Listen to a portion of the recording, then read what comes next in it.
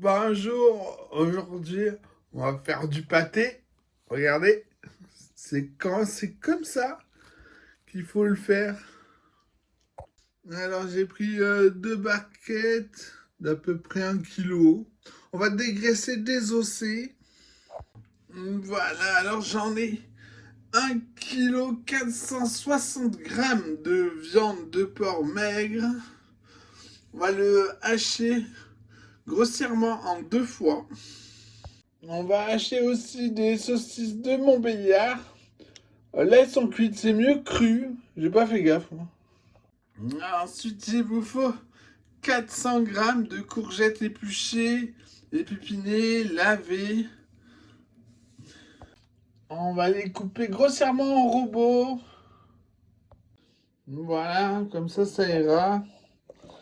J'aurais même pu faire plus gros.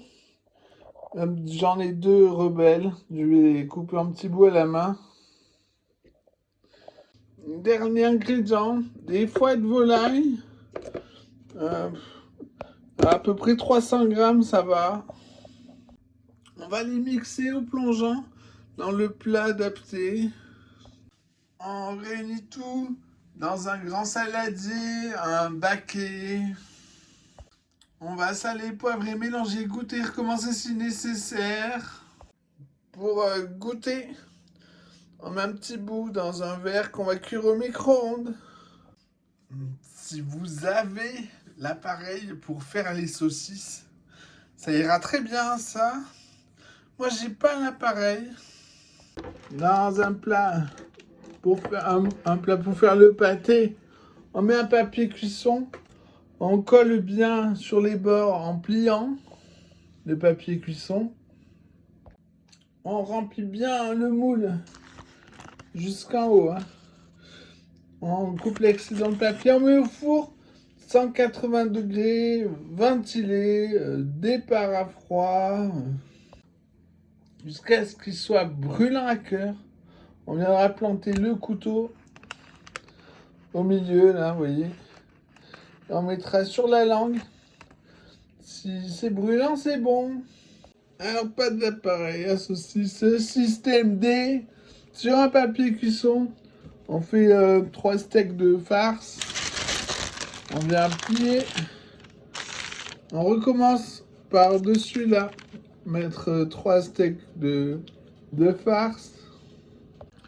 Puis système D pour mettre au congélateur.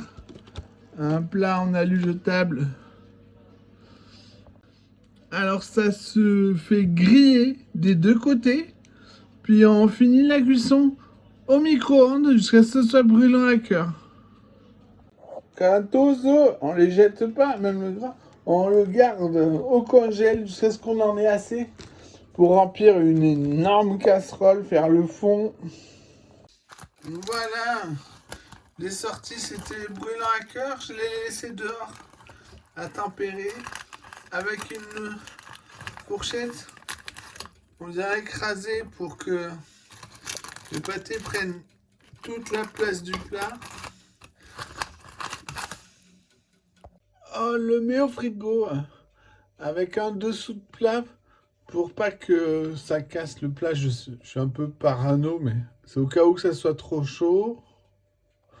Dessus le pâté, on met un plat plus petit, vide, de façon à ce qu'on puisse écraser le pâté. Hors du frigo, essayez de mettre un poids. J'ai mis 5 kilos carrément. Pour s'il y a de l'excédent de jus, enlevez-le. On pourra le manger à partir de demain. Bon appétit!